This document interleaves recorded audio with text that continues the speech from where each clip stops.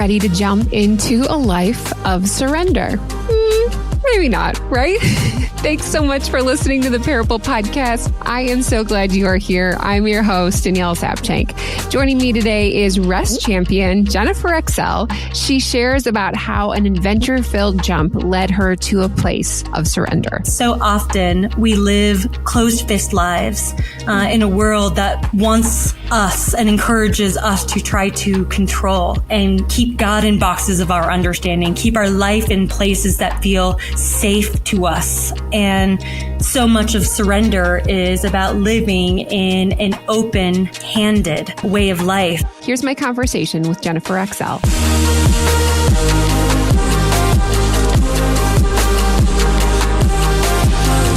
About you, but if you've ever walked into a room and you've met somebody for the first time, maybe there's like something about them that really engages you. And Jennifer, that was how I felt about you the first time I saw you.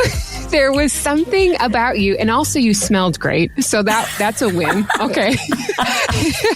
I walked into this retreat space, or I don't remember, you came in and I was just like, there was such joy and like love and excitement about you. And I'm like, I have to know more about Jennifer. And so Jennifer, thank you so much for being here on the Parable Podcast. Oh, thank you so much for the opportunity. And God is so good in connecting us and working through his children to do big things. I'm so excited to know you. Thanks. Well, we had the fortunate chance of meeting at a retreat. We were able to have a little bit of time to connect and hear about your story. You did some yoga for us. And so I was able to understand like what your heart is. And so you are a champion of rest. And I'd love for you to kind of explain and dive into how that started for you.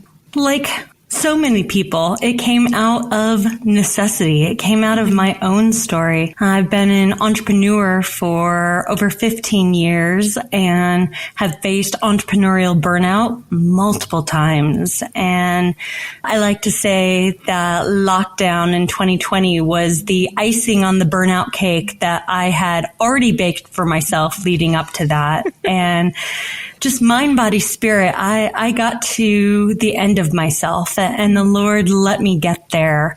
And in his loving kindness and grace for me, used that as a major lesson in my life. And I was there more than once and recovering from burnout. My hair was falling out. I wasn't able to sleep more than, if I was lucky, about an hour and a half at a time. And I was falling apart in every sense of the word. And there were a lot of things that I tried on that recovery journey, and understanding rest and how God designed us for rest and dependence on him, rest and celebration of who he is.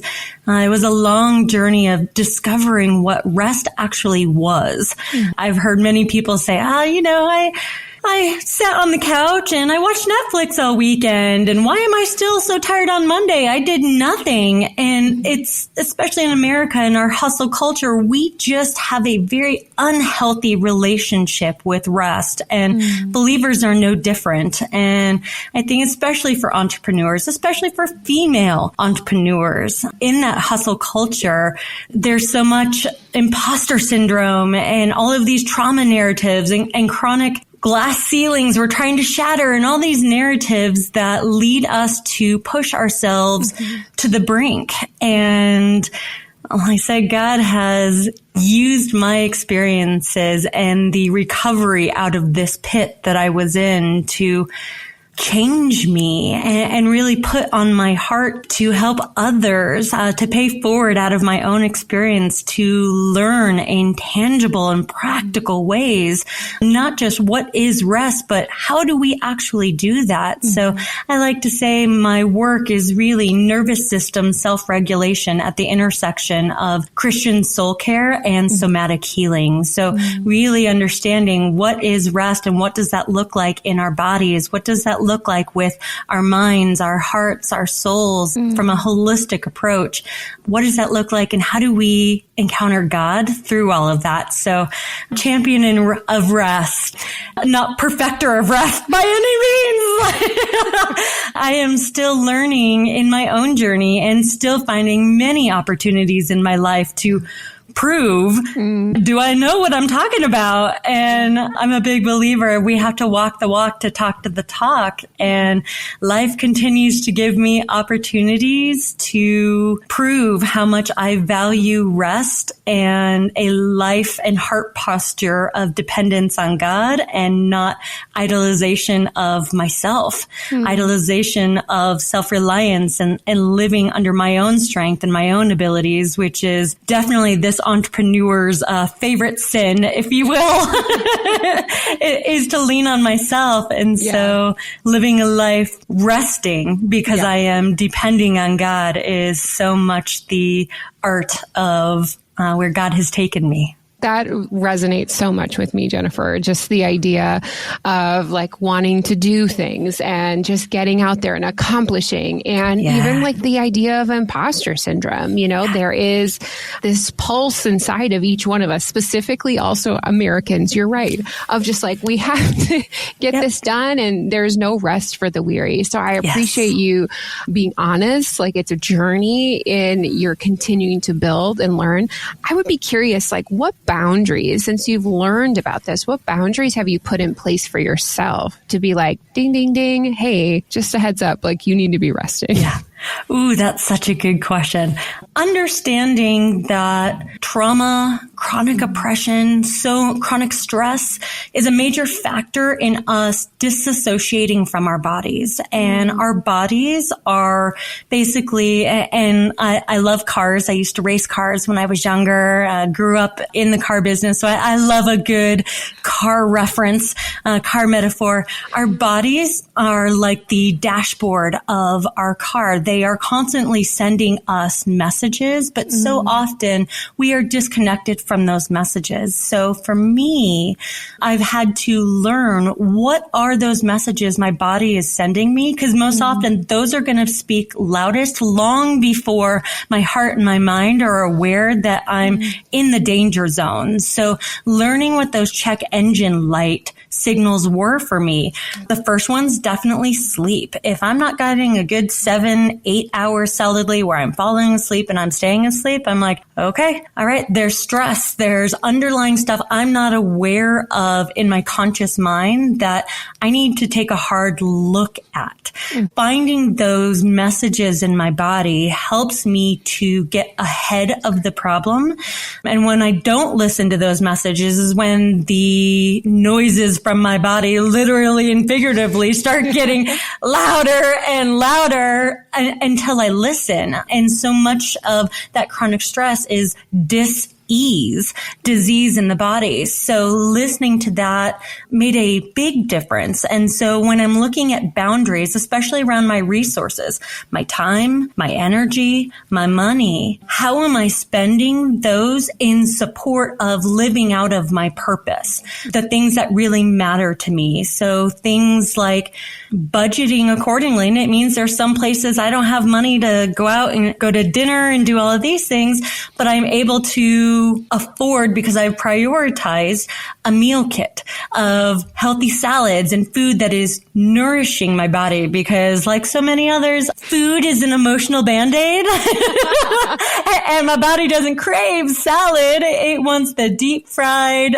sugary Band-Aids for the emotions. And so when I'm feeling that come up, I'm like, I'm trying to address something and my body's telling me that's stress. And so investing in my health by those nourishing meals is a big part of that. And understanding my time, how I literally on my schedule, I book time with God, because my time is finite and I live and die by my schedule. So if it's not on my schedule, it's not happening. So I had to learn, okay, if you really value rest and spending time with the Lord, it's got to go on my calendar too. Yeah. And so don't get me wrong, things get moved around and it's not a perfect practice, but that's how I'm prioritizing what really matters to me, because it's going in with all my meetings and all my other to-do list items. And so, and with my energy, who am I spending that energy on? Who am I spending that is also refilling my energetic cup? So understanding the relationships that I have with others and how I'm spending that, because the FOMO in me, when somebody's like, hey, do you want to come do this? Do you want to do that? And I always want to go, yes, I do.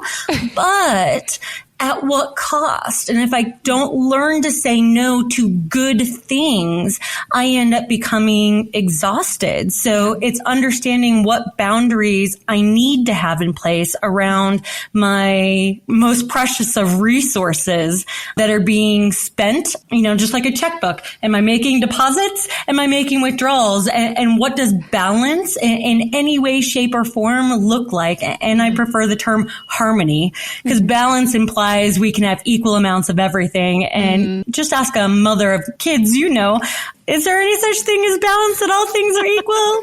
No. Maybe not. So how do we in the various different seasons of our life find harmony in those resources of when we are having our cup refilled and when we are pouring out of that same cup? So lots of boundaries, lots of self-discovery. Yeah. It's a personal journey. No two people's journeys look the same, but understanding ourselves is definitely the first step to creating those boundaries around what we need. And self-discovery is not easy. That's the reason a lot of people don't want to do it. We don't want to know the answers. Yes. And that's so much a part of my journey and what's gotten me to this point, and ties in even to the parable that I'm going to share today. Started with gaining a lot of self-awareness and weeding through the mud and the things that I didn't want to see about myself. Yeah. But being honest about that has changed how I navigate my life. That's so good, Jennifer, because I need to schedule, because otherwise I have the intention, but if it's not there, or if it's not put into Alexa so I can be reminded at the grocery store, it's not going to get done. And I think that having those boundaries, recognizing where are our pitfalls that we can easily be trapped in, is so helpful. You mentioned as you were starting that you had raced cars. And so I'm just curious, I'm sure there's so many things, but what would somebody just meeting you not realize, they wouldn't even know, that you've done in your life, you've had a part of your life that you're like, oh, I wouldn't have guessed that about her? I would say, maybe it's understandable as an entrepreneur. I'm a risk taker by nature, but I'm also an adrenaline junkie. My family was in the car business. I am multi-generational automotive industry, and my father loved restoring and building kit race cars, especially models from the 60s. The big engine, loud roaring race cars. And so he didn't get any sons, and he just decided he was going to get his daughters interested in the things that he was interested in. So we raced cars when we were younger, and so much of my childhood memories and the fond things that I look back on in relationship to my father all go back to driving these really awesome cars and this love affair that I have with feeling fully alive. That not that I am numb and turned off the rest of my life. Not that there haven't been some of those seasons, but there's something about risking life and limb that just makes me feel fully alive and lit up from the inside. And so whether it's building a business out of nothing and taking the risk of that, or scuba diving, or racing cars, or jumping out of airplanes, I like to do things. I like to say that bravery is not the absence of fear. It's the choices we make in the face of our fears. And I like to find opportunities to be brave. Being being brave is, I think, something that is like a muscle that you get to continue to learn and to shape. And obviously it depends on the situation. But sometimes people, when they feel like they can't be brave, and I'm like, I wonder if you just didn't give yourself the opportunity to choose bravery, to start learning and deepening into that. Jennifer, before we jump into your parable story, I know that you love travel. I would just be curious, are you a person that like really pre-plans everything down to your restaurants, reservations, or you're just like, hey, we're just going to go and see what happens? Another great question. I think that that's shifting for me in a couple different ways. There's definitely been times where I'm just let's just get there and see what happens, because I don't know how I'm going to feel. And I never want to, especially as somebody who greatly values rest, I don't want to get there and feel like, oh, I've got all these things that I want to check off my list. And if I don't get those done, I'm going to be disappointed. Or, just I might have a day where I'm like, I know I wanted to do all these things, but I really just need to read a book by the pool today. And that's okay. So there's parts of me that have definitely felt like I have underplanned, but I'm somebody who loves to be active, to engage fully in new places. So there is a part of me that loves to plan, but that's even with the season that I'm in. And so much tying into the parable is releasing the need to control the circumstances and the outcomes. So there's a lot of what I'm learning and given opportunities to practice of just taking the next step. And then when I get there, see what happens, and learning to be okay with not controlling all of the variables, because there's so many variables I can't control. And learning to be okay with that is definitely the season I'm going into, specifically with my travels. I mean, there's like so much there with your adventurous spirit and your exciting traveling that you do.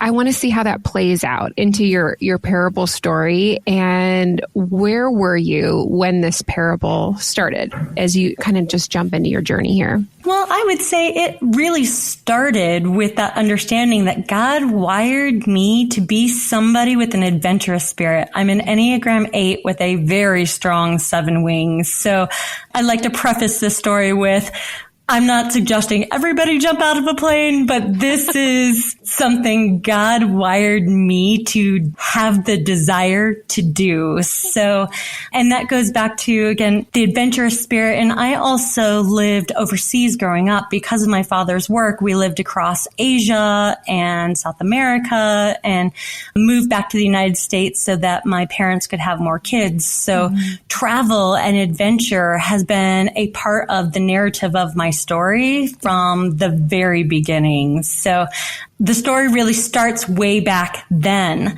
but jumping forward into more recent times. So in July of 2023, I'm like, what year is it now? COVID time. I'm always off by a couple years. I had a Chihuahua named Lola, and she was my heart and soul on 4 legs. She was my comforter, my security blanket. She was nearly 20 years old when she passed away in July of last year. And it was something I knew it was going to be hard. There was nothing that could prepare me for just how hard it was to lose her presence in my life. After nearly 20 years, and I'm 42, she had seen me through nearly half of my life and seen so many iterations of me, from college days to moving to San Francisco and starting a new life and starting my own business, being single. She was with me long before I got married, with me well after that. Other dogs had come and gone, and I could barely remember a time when she had not been a part of my memories. And the day I was originally scheduled to skydive for the first time, I was in the car with one of my best friends, and so grateful to be family, my cousin Mary, my ride or die partner in crime, because my husband does not love risking life and limb the same way I do. So she's the one I do all these harebrained things with. So we're in the car heading down to skydive, and I get the call from my husband that we need to turn around because that was the day. And, man, try not to cry. it came as no surprise to me when I look back at things and say the day that I was going to do something really hard, like jumping out of a plane for the first time, was the day the Lord had me go through the hardest thing I had gone through at that point, and losing her and having to say goodbye and make that decision to humanely end that story on that day. Talk about surrender and giving back to God. That was incredibly hard. And again, was the day I was going to jump out of the plane. And there was a lot of grief. There's still parts of that all these months later, that I am still processing. But it spoke a lot to my heart about God's closeness and Him sitting with me through the hard things. And that was, again, one, if not the hardest thing I had gone through in losing her. And I've lost grandparents. I'm very grateful to still have all 4 of my parents and all of my siblings.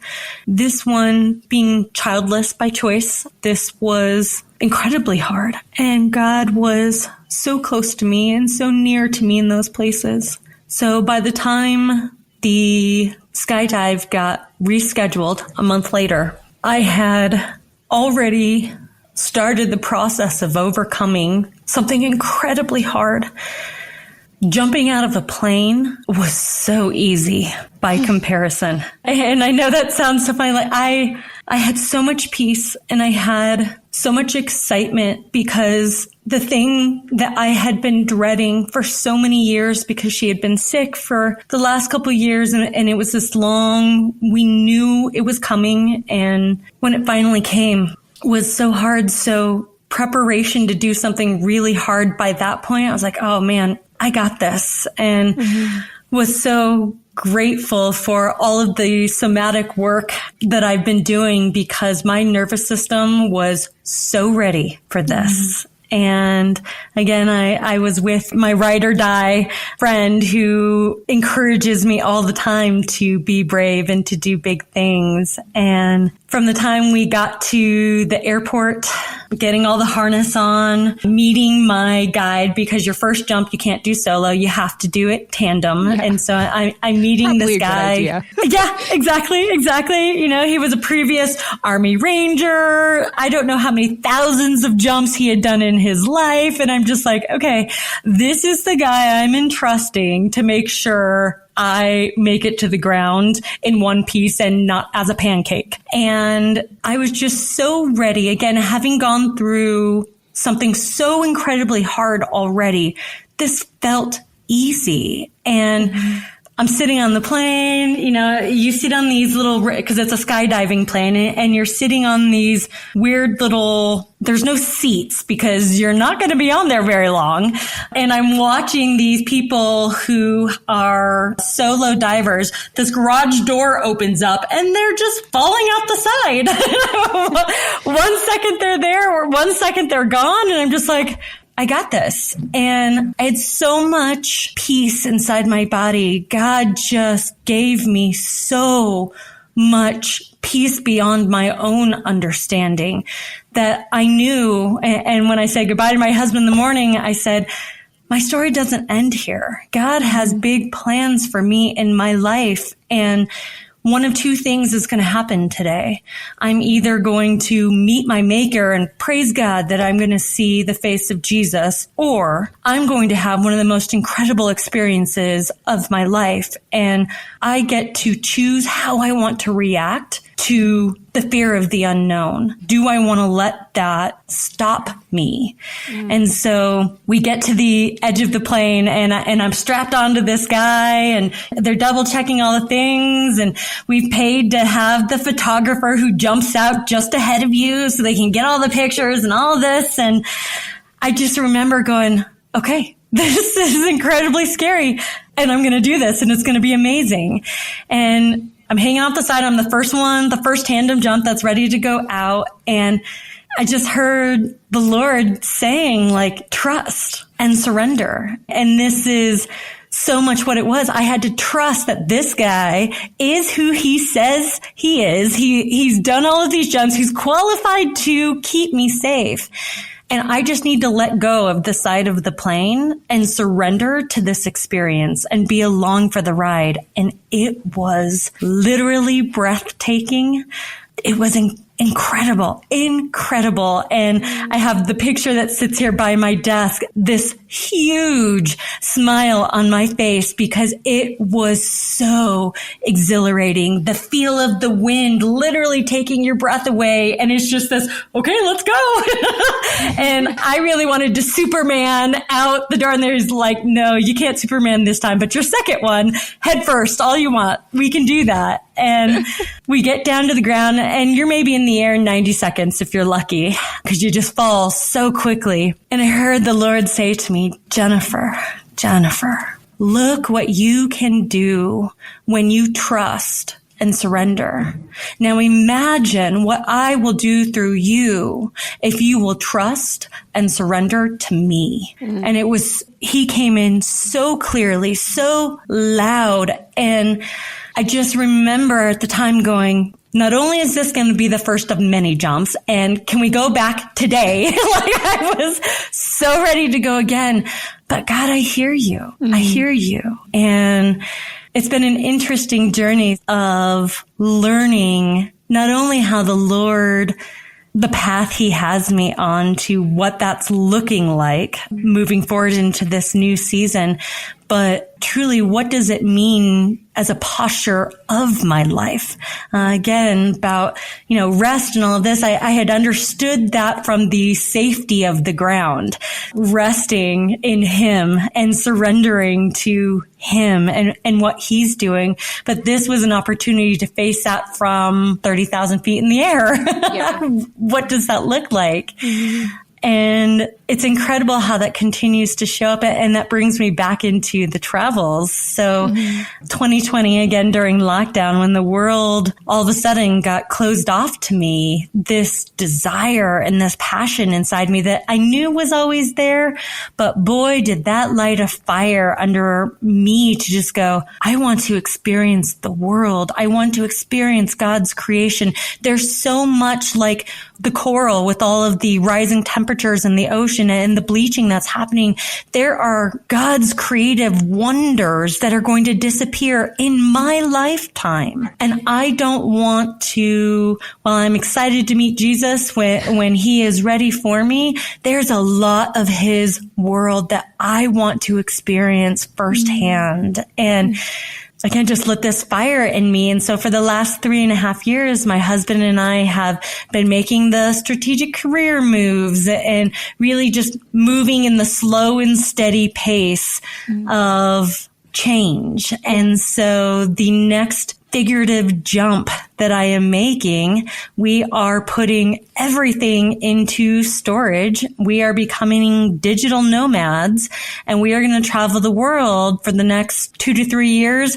God willing, it could be longer than that. Again, I am trusting that God is who he says he is and standing on his promises that he is making all things new, and that in the face of all of these things that scare me, he is with me. He is with me as close as he was when I jumped out of the plane, as close as he was when I was in a severe car accident 15 years ago, as close as he always is, and recognizing his presence in my life and depending on his provision, his way of doing things, his timing in all of these things, and surrendering control of my circumstances and control of the outcome of my circumstances. I am learning so much about myself that in the face of making this big leap, I tell you what, jumping out of a plane was easier than leaving the comfort of the familiar, the life that my husband and I have built for ourselves, our church family that we are so involved with, and my literal family who are all here in Colorado with me, leaving all of that behind to experience God in new ways, in other cultures and other places that will stretch my faith, will stretch me outside of these boxes of my understanding, especially culturally, and trusting and surrendering the outcome of all of this to God. And not losing sleep literally over all the variables, because there are so many variables to be able to live this nomadic lifestyle and be able to work, and other countries, taxation, and just making sure you've got enough Wi-Fi to do all the things and all the stuff you don't think of until you're forced to assess every aspect of how you live and condensing that into 2 suitcases. Yeah. Jennifer, the thing that I love about your story and why I love stories in general is that while our stories are different, there's pieces that connect in a way that help me I understand that. So when you talked about the loss of Lola, everyone has something in their life where it is their comfort. It is their constant. It is the thing that is just there. And we don't even think too much about it because it's a part of our life. And so when that is stripped away from us, when we have to surrender some of those things over because this is the world that we live in, that is a challenge. It's really hard for us to question, what's next? I'd love for you to speak into, there's the fear of the unknown and just what you were wrestling with. Were you wrestling with God? Were you just I want to accept this? How were you feeling at that point when the loss happened and then choosing to move on? First thing I'll say is I'm glad I was actually able to feel. So much of my post-car accident, trauma-filled life had me numb to my feelings. And so a big part of what God's been working in and through me in my healing process is allowing myself to feel, because I'm just such a big believer is we fight not wanting to feel the really tough feelings, but those emotions, it comes from the same place. So when we're fighting and numbing, and because we don't want to feel the hard things, we're also numbing our ability to feel the exhilaration of the really great things. Mm-hmm. And so feeling, period, it has been a big part of my journey. So sitting with the hard emotions, sitting with the fear and recognizing what that looks like in my body, again, because I am healing the disassociation of my mind, body, spirit. So much like Western American medicine, we compartmentalize the different parts of ourselves.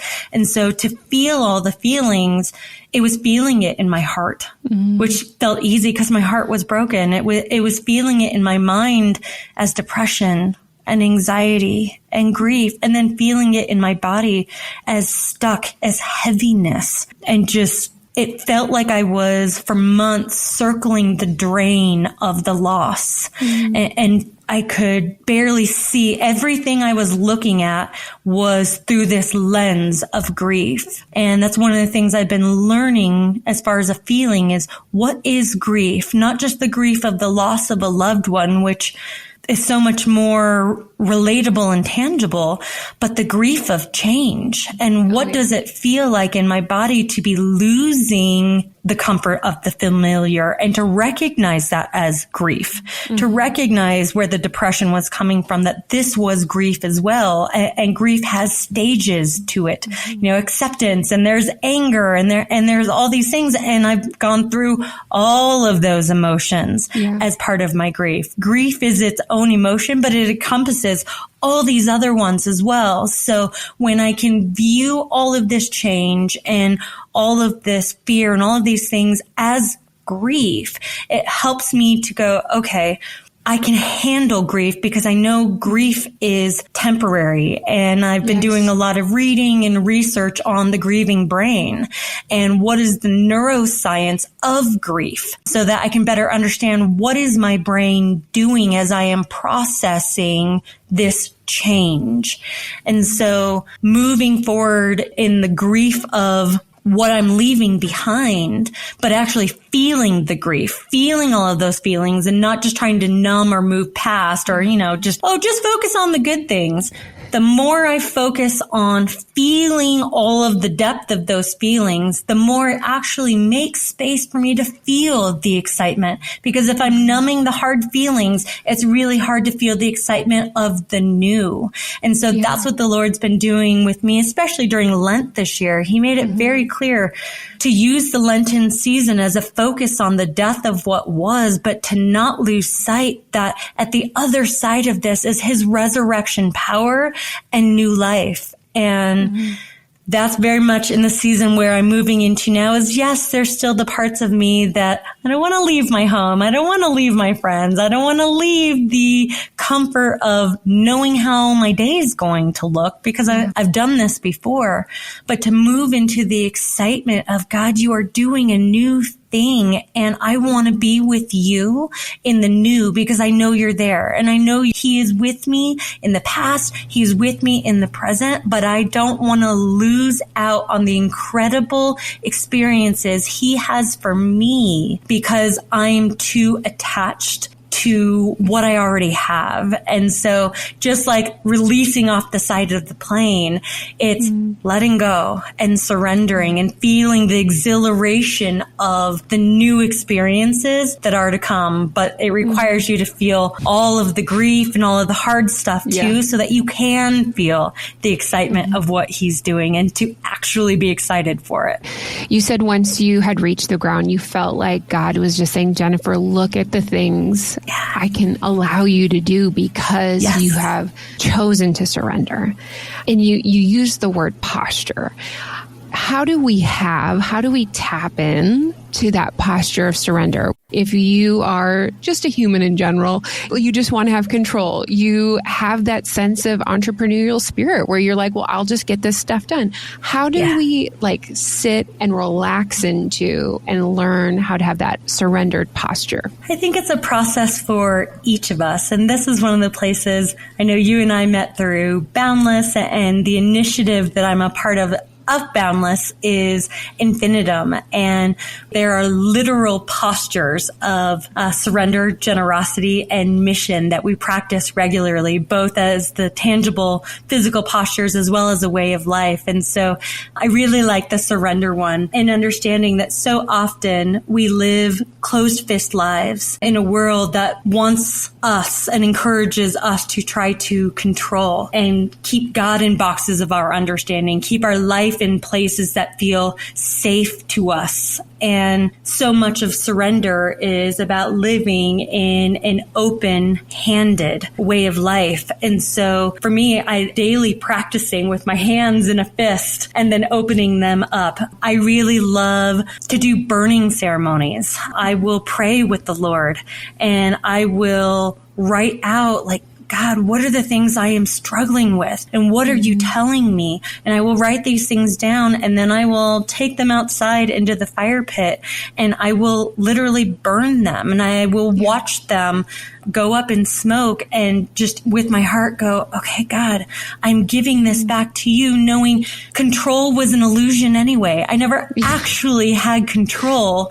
So it's not, God, I'm giving this back to you. It's, God, I'm acknowledging it was never mine in the first place. And this is something you don't do once. This is something I do time and time again over the same things, and just give it back, give it back, give it back, and recognizing who really is in control. And then my heart posture is in response to that truth, because it can still be really easy to just look at ourselves and go, okay, I'm giving this away. I'm giving this away. God, I'm giving this to you. And it's me, me, me.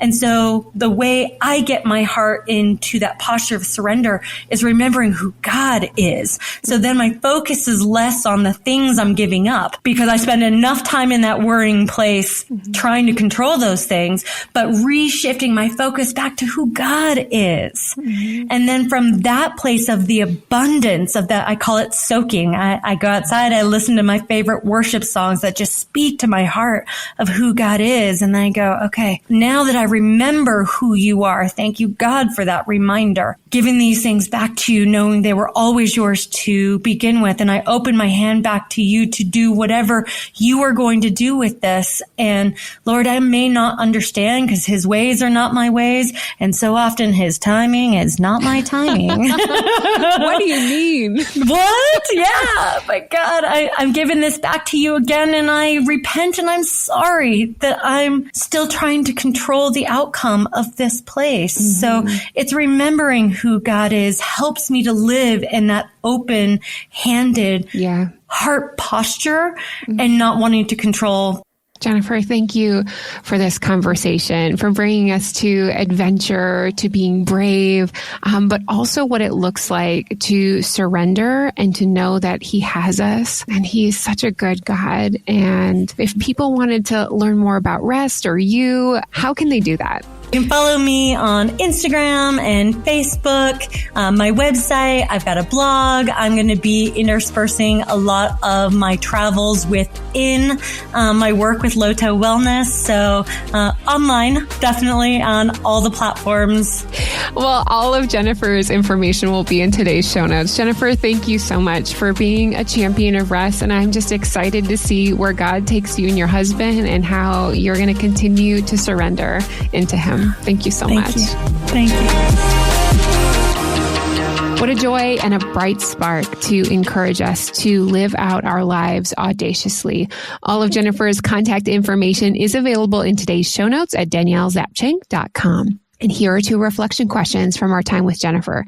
Number 1, how can you discover and champion rest for yourself today? Number 2, in what areas this week can you choose a posture of surrender by living open-handedly? Thanks so much to my tremendous producer of a husband, Eric, for making us sound so great. I am thankful that you took the time to spend it with me. Remember your parable. It showcases how he is in the jump to surrender. We'll see you back again next week on the Parable Podcast.